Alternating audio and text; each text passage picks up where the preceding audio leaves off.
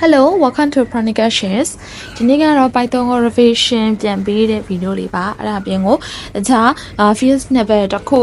ကိုသွားတော့မယ်အဲ့ဒီအတွက်ကို Python ကို tools နေနဲ့လိုတယ်ပေါ့နော်ဆိုတော့အဲ့ခါကျရင်ဒီလို video လေးတွေကအခြေခံနဲ့ပြန်ပြီးကို support ဖြစ်ပေးမယ်လို့ရည်ရွယ်ပါတယ်ပြီးတော့ဆိုတော့ဆက်လိုက်ကြရအောင်Python ကကြတော့ဒီ high level language တစ်ခုဖြစ်ပါတယ် high level language ဆိုတော့လူတွေရေးတွေဖတ်တဲ့အချိန်မှာ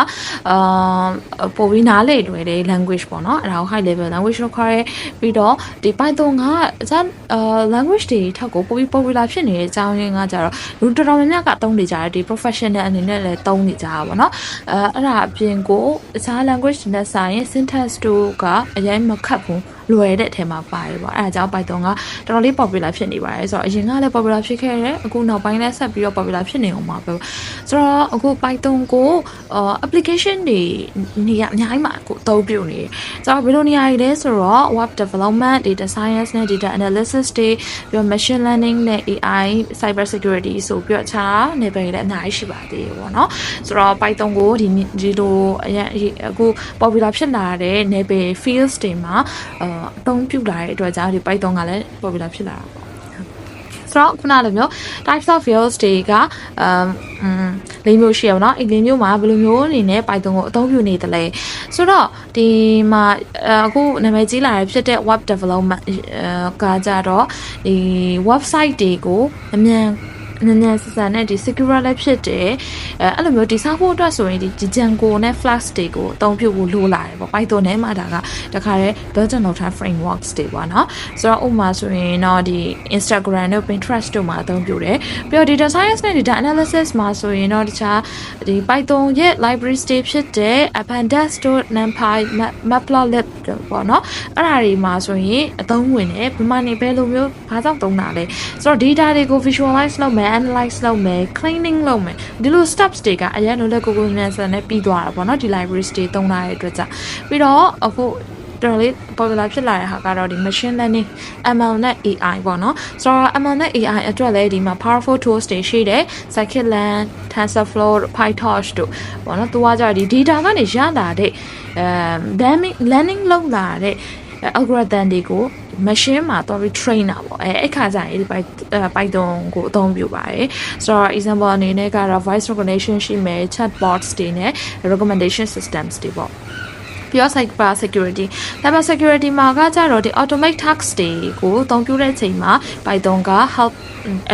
ကိုပေးတဲ့နေရာအနေနဲ့လုပ်ပေးပါတယ်ဆိုတော့ example အနေနဲ့ကတော့ ethical hackers တွေက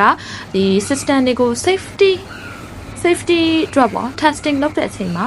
Python ကိုအသုံးပြုပါတယ်ရှင်ဆိုတော့ခုနကသိခဲ့တာကြတော့ဒီပေါ့နော်high level language တွေဆိုတော့ low level language တွေကဘယ်လိုပုံစံတွေရှိလဲဆိုတော့ low level language ကကြတော့နှစ်မျိုးရှိတယ် machine language နဲ့ကတော့ assembly language ဆိုပြီးတော့ပေါ့နော်ဆိုတော့ machine language ဆိုတာကပြောမယ်ဆိုတော့ binary code ပဲတော့10ပဲပါတာပေါ့ဆိုတော့ဘယ်လိုမျိုးလဲဆိုတော့ electronic device တွေပြီးတော့ဒီ processor တွေကကြတော့ပေါ့နော် electronic device တွေဖြစ်တဲ့ processor တွေကဒီလိုမျိုး binary code တွေကိုပဲနားလေတာအဲ့ဒါနဲ့ပဲသူတို့က execute လုပ်တာပေါ့နော်တွက်ချက်တာပါနဲ့လုပ်တယ်ဆိုတော့10ဒါကတော့ example တစ်ခုပြထားတာပေါ့နော်ဆိုတော့ဒီလိုမျိုး coding 8-bit processor address ဆိုရင်တော့ဒီပုံစံလေးကကိုပြောချင်တဲ့အဓိပ္ပာယ်ကိုဒီလိုမျိုး coding လေးနဲ့ခိုင်းလို့ရတယ်ပေါ့နော်ဒါကတော့ machine language ပါနောက်တစ်ခုကတော့ assembly language ကကြတော့ numeric codes တွေကိုအသုံးပြုတာ numeric codes တွေကခုနက machine code တွေထပ်ဆိုင်တော့ပို့ပြီးတော့သူကလွယ်တာပေါ့နော်နည်းနည်းဖတ်လို့လူတွေဖတ်လို့တော့ရတာပြီဒါပေမဲ့သူကလည်း low level language ပဲဖြစ်နေသေးတယ်ဆိုတော့ဘယ်လိုမျိုးလဲဆိုတော့ MOV AX5 ဆိုရင်ဒါဘာပြောချင်လဲဆိုတော့ value 5ကိုတဲ့ရွှေ့လိုက်မယ်ဘယ်ထဲကိုလဲ AX register တွေကိုရွှေ့လိုက်ပါဆိုတော့အဲ့လိုပြောချင်တာဒါကတော့ assembly language ဖြစ်တယ်ကဲခုနကတော့ low level language အကြောင်းပြောပြထားပါတော့ဆိုတော့ Python အကြောင်းကိုပဲ high level language တစ်ခုဖြစ်တဲ့ Python အကြောင်းကိုပြန်ပြီးဆက်ပြီးလေ့လာရအောင်ဆိုတော့ platform တွေနဲ့ကတော့ဒီ Python ကိုလေ့လာမယ်ဆိုရင်platform တွေကဒီမှာ online platform တွေရှိတယ် text editors တွေရှိတယ် IDEs ပြီးတော့သူနဲ့ထပ်ပြီး တွဲပြီးတော့ embedded လုပ်ပြီးသုံးလို့ရတဲ့အရာတွေရှိမယ်ဆိုတော့ online platform မှာကတော့ Google Colab တို့ Replit တို့ Kaggle notebooks တွေရှိတယ်ပြီးတော့ IDE တွေဆိုတော့ဒီ VS Code တို့ Jupyter notebook တို့ပေါ့နော်ဒီ embedded system ကကြောင့် MicroPython နဲ့ Raspberry Pi တို့ကိုသုံးပြတယ်ပေါ့နော်ဒါကကြောင့်ကို Raspberry Pi ဆိုရလဲဒီML machine learning နဲ့ပတ်သက်တဲ့project တွေလုပ်တဲ့အချိန်မှာဒီ Raspberry Pi နဲ့အများကြီးအသုံးဝင်တယ်ပေါ့နော်အများကြီးလုပ်လို့ရပါတယ်ရှင်ဆိုတော့ဒီမှာကတော့Jupyter